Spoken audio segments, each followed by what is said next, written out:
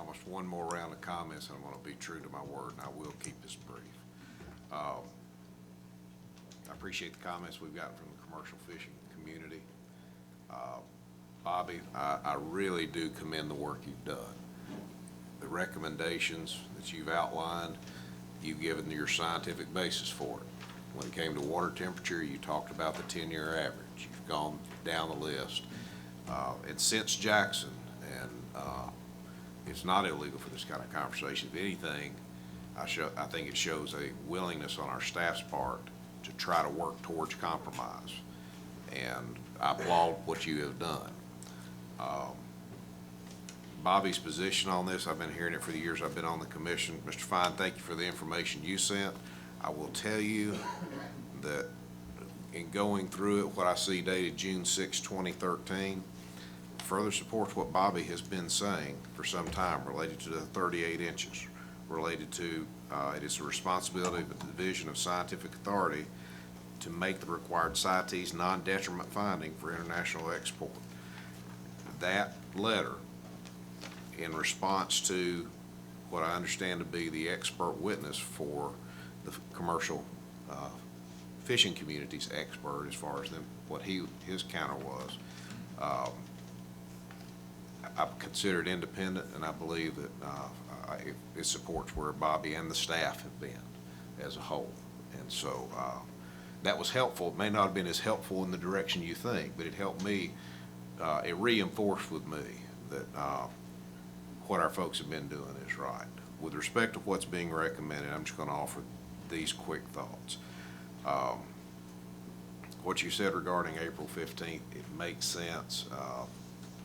Although I will tell you, probably on April 15th, they may have less money than they have on March 15th for other reasons, and it's not us taking the money. But that's for what it's worth. My hope for the committee, and I'm not on the committee, I think the net float and kind of the demonstration here, that was a reasonable request, and I hope that is given consideration.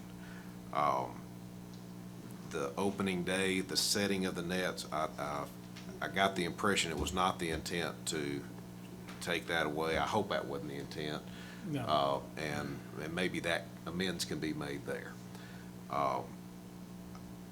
The argument made, at least for this year, on the quality of the eggs and screening on the water, I'll have to say that I understand.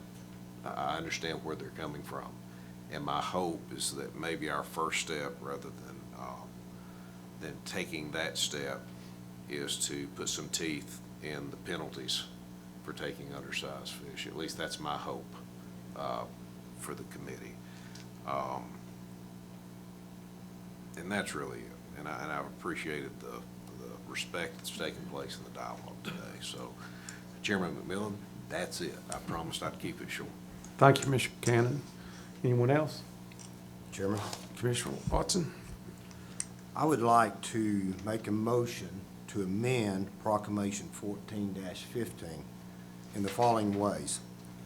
Number one, the season would be November 21st through April 7th. Number two, that the net head float markers would, as we spoke earlier, would not be black or gray. We would establish a minimum size for those. Number three, we would continue to allow onboard screening of the eggs based on the following: that the staff would initiate legislation whereby the penalty for the illegal harvest of commercial fish or roe is the revoking of commercial licensing and fishing privileges up to 7 years. The 7-year period is based upon time required for a paddlefish to reach maturity where it produces eggs. Must have support of the fishing industry. Must be enforceable through the judicial system. And does not preclude confiscation of equipment nor current monetary penalties. They stay in place. And of course, costs incurred to make case will be borne by the agency. I'd also like to further state that the Commission will revisit more stringent requirements if any of the following occur, and one of the potential options would include the Arkansas method of roe handling, which we discussed today. But if the legislature does not approve revoking of the license for 7 years, the judicial system does not support the license being revoked, and if we see an increased level of illegal activities as documented by law enforcement, and of course, if the scientific data shows that we need to make a change. Mr. Chairman, that's my motion. Thank you, Commissioner Watson. Is there any questions about the amendments that he's recommended? Should you include the amount of fine also? Or is that our position? I think basically what you're saying is there needs to be enough punitive damage to a violator enacted by our legislators this year to warrant enough fear that these violations won't be occurring, correct? Under this motion, the commercial fisherman would lose his commercial license and fishing privileges up to 7 years if he's caught violating. Yeah, but is there a fine also that goes with it? To me, it should be. Well, there is fines, and the fines will be in place. It says that does not preclude confiscation of equipment or monetary Okay, sorry about that. fines.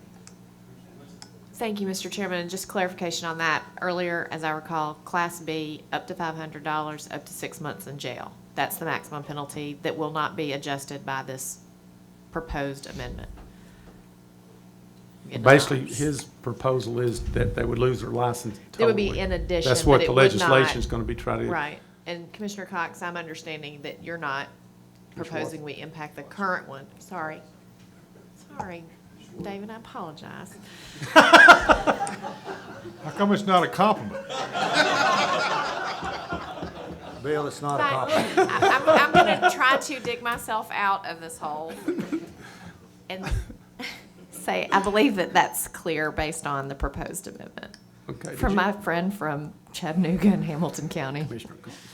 Commissioner Cox? You got a bet on it? No. We talked about you talked about fines a minute ago, Commissioner Stroud. Is that, I guess,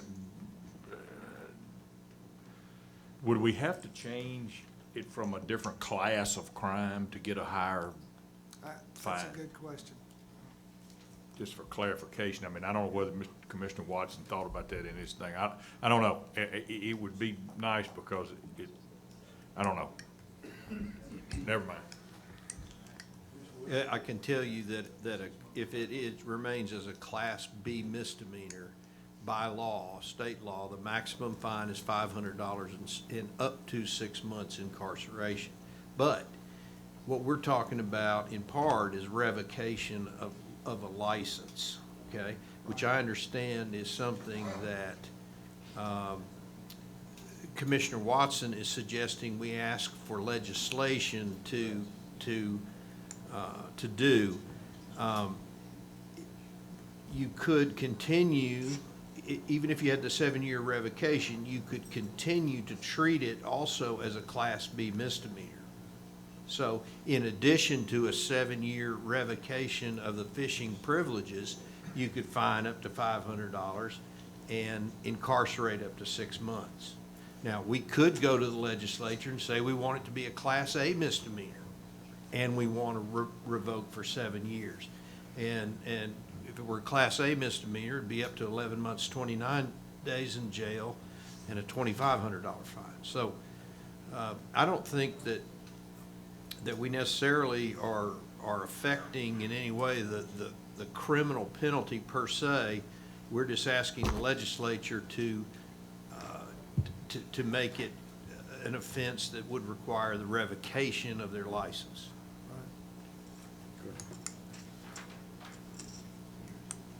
All right. Chairman, Did you have a comment Just before you asked real for a quick. second? is that okay, or you want me to wait till the second? Go ahead. Just a point of clarification, again, I'm not on the committee, but basically where we're hitting them is that if they violate this, their livelihood is done as far as commercial fishing for 7 years. And I assume that means there was 2 licenses. That's neither the commercial fishing license nor the helper's license. That's Correct. what would be revoked for a 7-year period, is that correct? Correct, they're out of the Okay. business, period. Thank you. Is there any other questions? Thank you, Mr. Chairman. I'm not on the committee, so I want to be clear. I'm not arguing for or against any of the issues that the committee's facing, but I do want legislative clarity. Is it required that there be statutory change to add the license? Or is it if someone is convicted, it could be added as, I mean, if you're not a resident of the state of Tennessee, you can't, as an example, buy a Tennessee residential license. So if you've been convicted of something, can a qualification for a license not be that you've not been convicted? If you've been convicted, you're ineligible for a license. Does it have to be a statutory change, or is it something that instead the agency can regulate itself and say, if you have been convicted of this violation, then you are ineligible for a license? That's my question for council.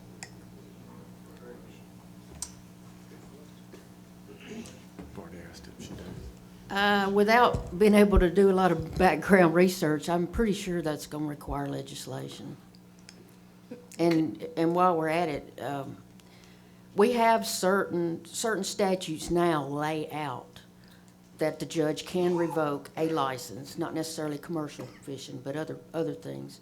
So it's found sporadically throughout our code. And some judges take that as meaning, well, if it's not specifically listed that I can do it for this violation, I can't. Other judges take the opposite position, that I can do whatever I want, up to and including, license revocation. So it would have, in order for it to mean anything, it would need to be clear and that it's mandatory. And, if you do a 1 to 7 years, they usually do 1, So you'd need to have strong language showing, at least try to get strong language showing exactly what you guys want. Because there's some liberties that are taken. Also, we are members of Violators Compact. At last count, there were 17 states, but it's been quite a while since I've checked. So, really? Wow, that's great. 44 states belong to. So we have kind of like the driver's license thing. When you get a ticket in Virginia, which a lot of people do, if you don't pay it, own up to it, do what you're supposed to do, they send word back to Tennessee. We have a system set up for that. And licenses and privileges can be revoked in other states. So that's currently in place. So if there was a violation, it would be recognized by a compact state. And obviously, with 44 now, I'd say all the surrounding states, our surrounding states are probably members of that. And we started it, by the way. The southeastern states started that, so we're proud of that. Thank you, Cheryl. We'll leave it up to Chris Richardson to make sure that we get teeth in what bill we take to the legislator. Do you have a comment? I do. In our current code, the current code currently provides that if a commercial fisherman violates this proclamation or a proclamation promulgated pursuant to our authority to regulate commercial fishing, that it's already a mandatory 1-year revocation. That could potentially be changed to raise the number of years. But I think part of the problem that I'm understanding from Chief of Law Enforcement is that the judges just aren't enforcing it this way. And maybe that's a problem that we can address as well. But there is a section of the code that already talks about revocation of licenses. That's where something like this would likely need to be put. Say it's mandatory? Yes. Chris, in my motion is if the judicial system is not going to support this, then we're going to have to revisit it and look at another way of protecting the fish. All right. Do I have a second for the, I got one question, please. And I am on the committee. In Mr. Watson's motion, all the things he laid out, that's just amending what's here and everything else that's in there stays the same. 38. Going to a 38-inch and the 12 nets and all that. Okay. I would like to second the motion. All right, we have a first and a second. Any discussion with the commission again? Anyone from the audience?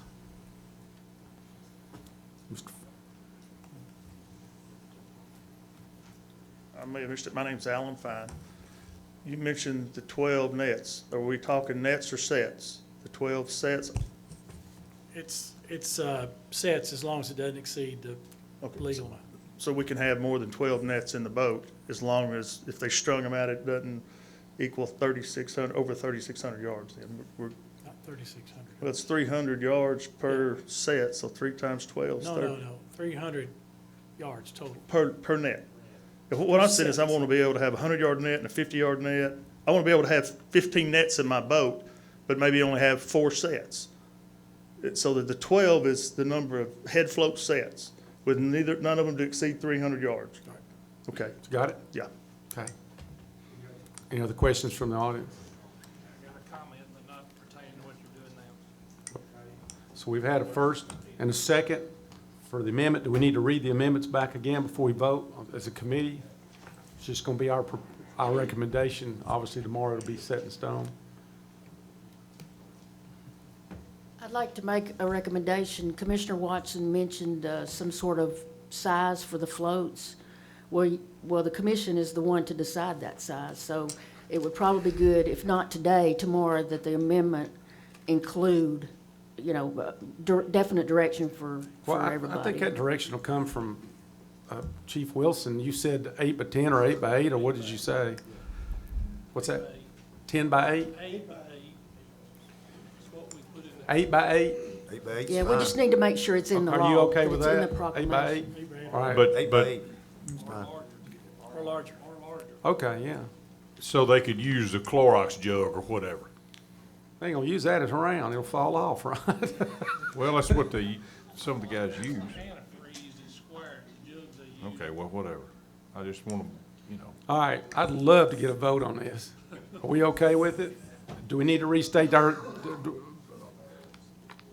go ahead and restate your amendments to Proclamation 14-15, please. The amendments are, first, the season would be November 21st through April the 2nd. Amendment 7th, excuse me, 7th, sorry. And that the net head float markers would not be black or gray, and we'd establish a minimum size of 8 by 8 or larger. And 3, we would continue to allow onboard screening of eggs All right, based on the following. we had a second for Mr. Bledsoe. So all those in favor that are on the voting committee for fisheries, say, that are in favor of this amendment change, say aye. Aye. All those opposed? All right, so Proclamation 1450, recommendation by the Fishery Committee is passed based on these 3 amendments. Boom. Did you have a comment, sir? Yes, sir. I want this to be on film, and I'd like a copy of it. I appreciate your patience, and y'all been the most patient commission that I've ever stood in front of in 16 years, and I'm thankful for that.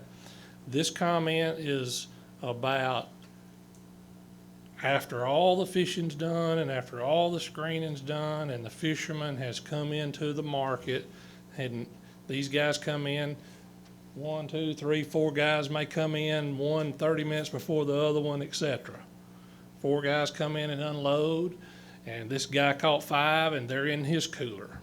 And this guy caught 5 and this guy's got 6, and I've got a total of 20.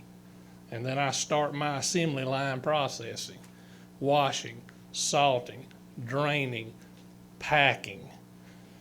During the salting process, these eggs sometimes change colors. And when we start packing these eggs, we will start packing them according to color. Right now, this minute, in my freezer froze are fish mixed together in a pail after I received them. I can't change that. And so if somebody comes in my market and jerks out a pail of eggs that's already processed, they're gonna find fish that's mixed after they're processed. Please send me a copy of that. Thank you. And staff, you'll have the amendments and all that written full for us to to read tomorrow before we, okay, I appreciate it. Well, that concludes the, our session of,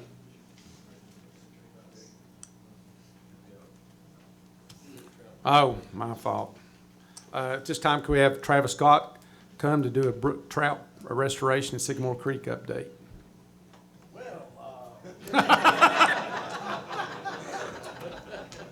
Thank you.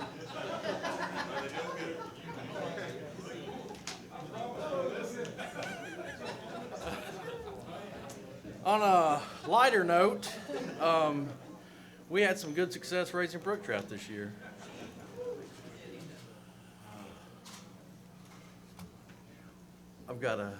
I'll try not to take long.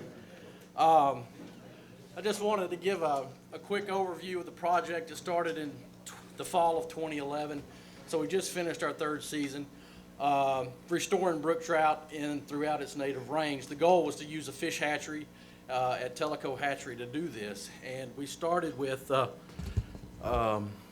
first year we raised 100 trout, and we made some changes to our system. A technician at Tellico Hatchery, Rob Thur, made some modifications. We got some grant money from the Forest Service and purchased some new equipment, new raceways and troughs, changed up our incubating jars. Second year, we raised 250 brook trout. And at the same time, the Tennessee Aquarium Conservation Institute came on board, and they started working with some fish from Hampton Creek from North Cherokee.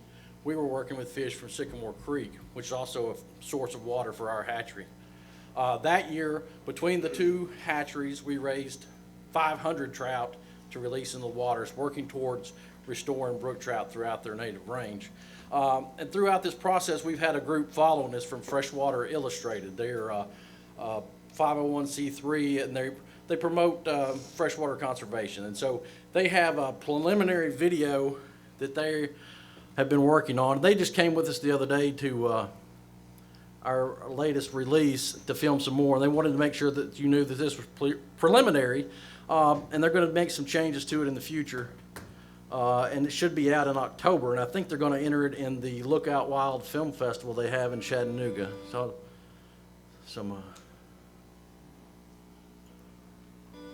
there we go.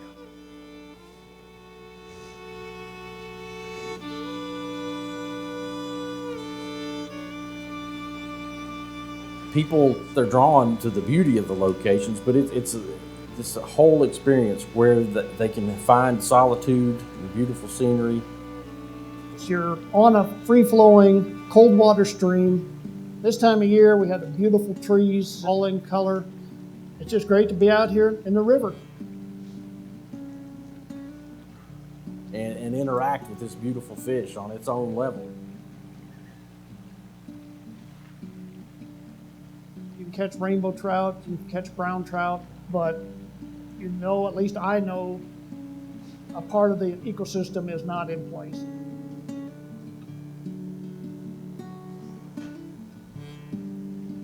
A lot of people think that rainbows and brown trouts are naturally occurring fish, that they've always been here and they will always be here, but that's not the case in Tennessee. The only true native trout to Tennessee would be the southern Appalachian brook trout.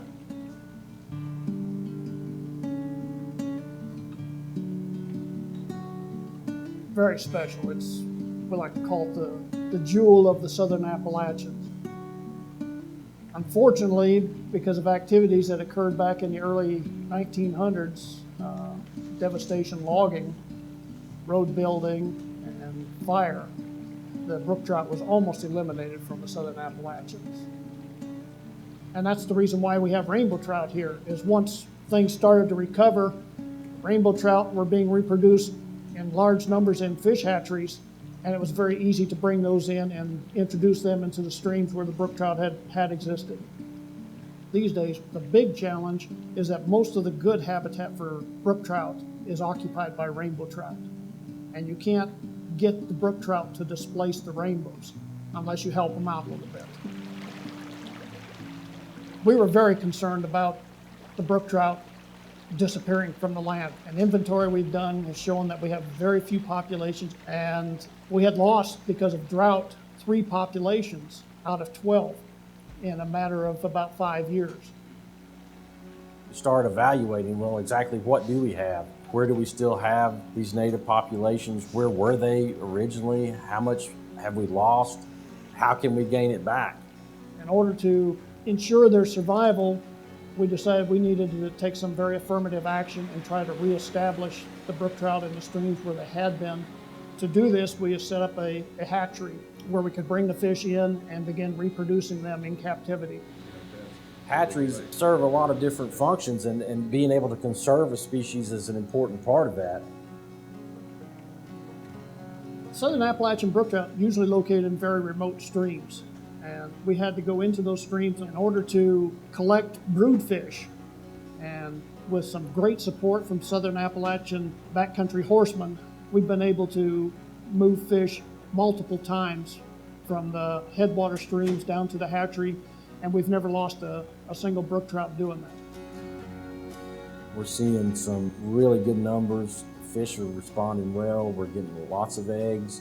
And that's the goal. If we can take, 25 pairs of fish and end up with a couple thousand to stock, these streams, it doesn't take much to have a big impact.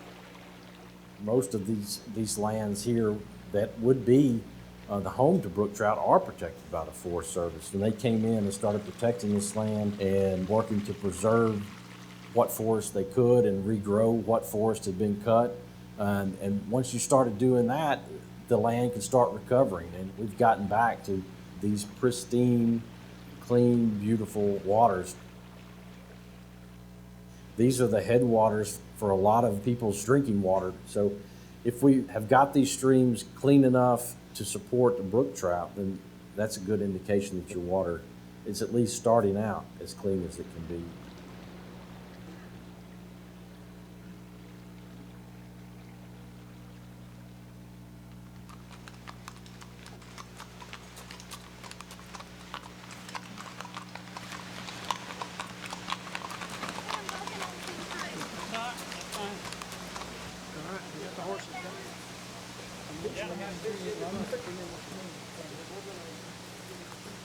How often do you do this, Jim? Once a year. When we go to release the fish, of course, that's a very popular event for us. Trout Unlimited is a really big participant in this, but we get lots of people just coming out because it's really a cool thing to do. Backcountry horsemen were able to load the fish onto their horses, haul them into the site, and then we have just lots and lots of volunteers who are willing to haul the fish from the packs down to the stream and spread them out and release them back into the stream. That would be the ultimate goal, that not just in Tennessee, but throughout the South, that brook trout are returned to as much of their historic range as possible.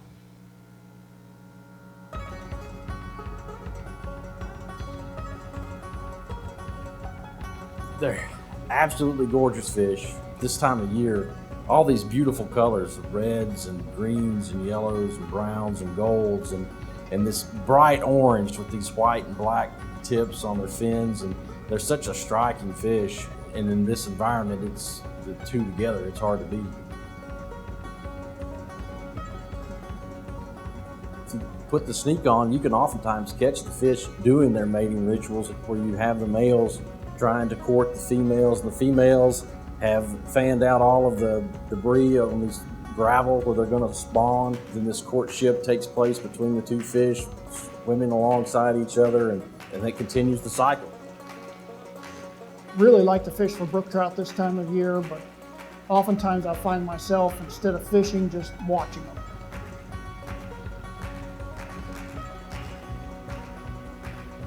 This year, for the first time, we've had people that were able to hike into the lower end of Sycamore Creek and catch brook trout on the lower end. That wasn't possible just a few years ago before this project started. There are a lot of people who will never see brook trout, but will appreciate the fact that we are restoring back to nature what was originally there.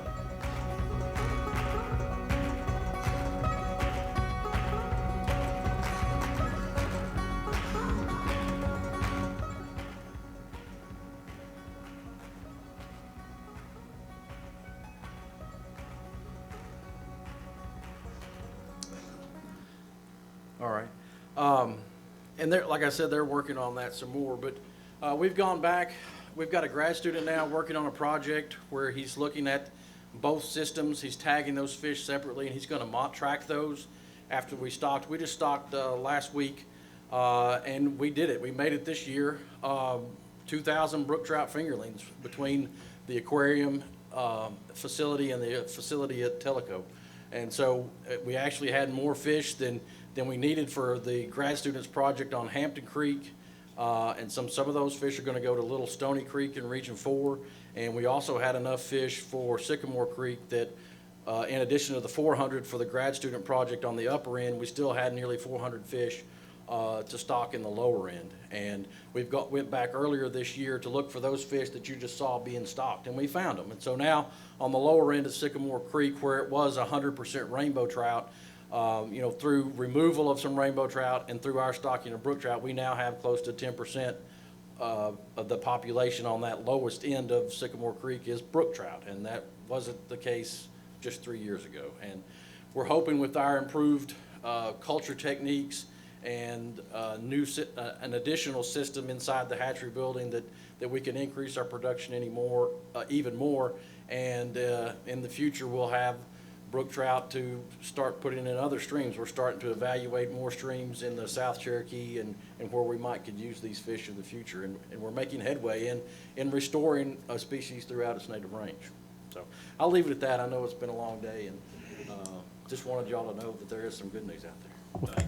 Thank you, Travis, for your patience. I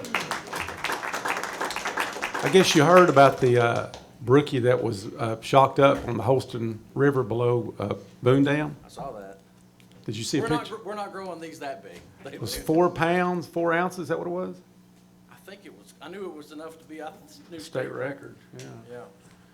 But we appreciate your patience and staying with us. And I apologize for neglecting to see. We were just kind of glad we were to the point we were. So I'm sure. I appreciate I was it. too. Anybody have questions? Anybody have questions for Officer Scott? Not yet. Hang on. A good fisheries chairman would have put you in front of all that, wouldn't he? No comment.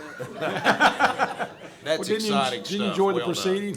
Well done. How big are the brook trout when they're mature? You know,